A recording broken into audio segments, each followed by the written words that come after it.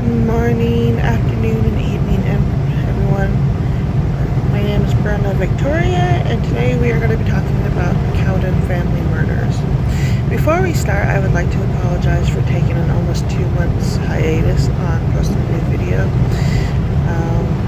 Just some personal problems had popped up, and I figured today would be a great day to, upload a brand new video and show that I still want you guys to hear about stuff that you could or could not have heard about or read on the internet. But let's get on with the story. Richard Cowden, who was born October 9, 1946, and had married his wife Belinda June Carter, who was born May 24, 1952. They had 3 children: David James Phillips, who was born June 30th, 1969, and Melissa Dawn Cowden, who was born March 19, 1974. They had gone on a family trip only to end up missing from their campground in the Siskiyou Mountains near Cooper, Oregon, United States on September 1st, 1974. 7 months later, in approximately 1975, in the month of April, their bodies was found exactly 7 miles from their campsite. While law enforcement has suspected convicted killer Dwayne Lee Little in their murders, their case remains unsolved. Now, the family's disappearance became like one of the largest search efforts in the state of Oregon history, and their murders have been described as one of the state's most haunting and baffling mysteries. The case received nationwide attention at the time of its occurrence, and their murders have been profiled in numerous national media, such as the New York Post and others. The murders were also the subject of a chapter in the book But I Trusted You in 2009 by a crime writer, Ann Rule. Now, Richard was only 28 and his wife was only 22, and their children were 5 and 5 months. As they were also residents of White City, Oregon. Richard, during that time, was the sole supporter of the family. He was a truck driver. He worked for a logging company. What became known is the fact that their camping trip was a last-minute plan. They just decided to, get away from the hustle and bustle for a few days. They decided to go near Carberry Creek, which is in Copper, Oregon, over the Labor Day weekend in 1974. On August 30th, the family, along with their pet basset hound Droopy, arrived at the campground near the creek, an area they had frequented in the past. They parked their 1956 Ford pickup truck on the Carberry Creek Road, a short distance from the campsite. On September 1st, 1974, Richard and his son David arrived at the Copper General Street at around 9 a.m. that morning. Richard also made sure that he purchased milk for the baby just in case, and for their son if they wanted cereal in the morning. The two then departed from the store on foot, headed back towards their campsite, and that was the last known sighting of any of the family members. Later that evening, Belinda's mother, who lived less than a mile from the campground, was expecting the family to come over for dinner on their way home. When they failed to arrive, she went to their campsite but found nobody there. The family's belongings were still there. They were all present. Dish pan was full of water laying on the ground. The keys, as well as Belinda's purse, were on a picnic table in plain sight, so nothing was missing. There was also a diaper bag, and the camp stove was all fully set up and in plain view. The carton of milk Richard had purchased that morning was half full. Although her mother was unable to locate any of her family members, Belinda's mom decided that she was going to call police. She also noted that there are several items of Richard that belonged to him. There's a wallet containing $21, which would be equivalent to $109 in 2019. There was an expensive wristwatch. There was a pack of cigarettes that belonged to Belinda, and it was a particular brand that Belinda always smoked. So her mother knew Belinda would never leave that. The family truck was still parked on the road, and it looks like they never actually got to unload the truck because their clothing were still there except for their bathing suits. After Belinda's mother notified the police, they also sent out the sheriff and troopers and the District 3 office of the Oregon State Police. Lieutenant Mark Kezar, who headed the case, would later state that the investigation had been delayed for maybe a day because of the lack of indication that anything violent may have occurred at the campsite. A state trooper by the name of Officer Erickson recalled that the camp was spooky. Even the milk was still on the table. The following morning, the Cowden's pet basset hound, Droopy, was found scratching at the front door of the Copper General store. So at least we know the dog survived. Poor thing. Anyways, the search investigation for the Cowden family was one of the largest in the state history. Again, I had previously mentioned that at the beginning of the video. There was numerous volunteers. There was assistance from state and local police, Explorer Scouts, the United States Forest Service, and the Oregon National Guard also came out to help.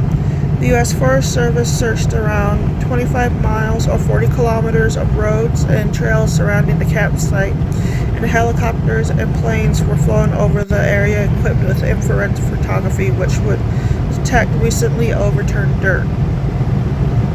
Now, I read somewhere that they also use cadaver dogs just in case, which, you know, in cases like this, cadaver dogs are really useful.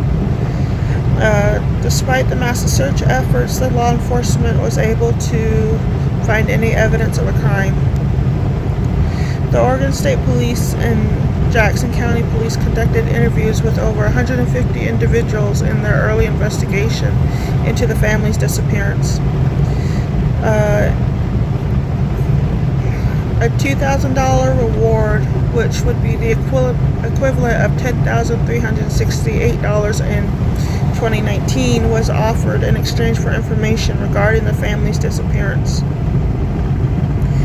With the impending hunting season, Richard Cowden's sister wrote a letter to the Medford Mail Tribune pleading that hunters be on the lookout for anything that could be connected to a man, a woman, a 5-year-old child, and or a 5-month-old child.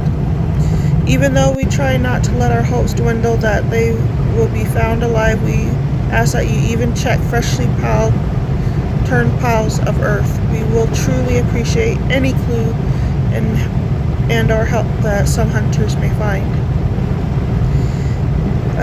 Because of that, over 200 citizens wrote to then Oregon Senator Mark Hatfield requesting that the Federal Bureau of Investigation begin looking at the case.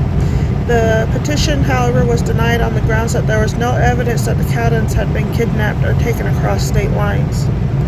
At the time, there was a total of 8 reported missing women in Washington and Oregon, and law enforcement attempted to seek a connection between these disappearances with that of the Cowdens. The disappearances of these 8 women, however, would later be linked to the serial killer Ted Bundy. Sadly, they would find the Cowden family, but it happened on April 12, 1975, when 2 gold prospectors from Forest Grove, Oregon, were hiking through the woods near Carberry Creek. They just so happened to be walking when they came upon the bodies. On or not bodies, but came upon the decomposing body of an adult male tied to a tree on a steep hillside. And after that, they walked in a little further to find the bodies of an adult female, a child, and an infant in a small cave. All the bodies were positive identifications of the Cowden family. The identification was made through dental records.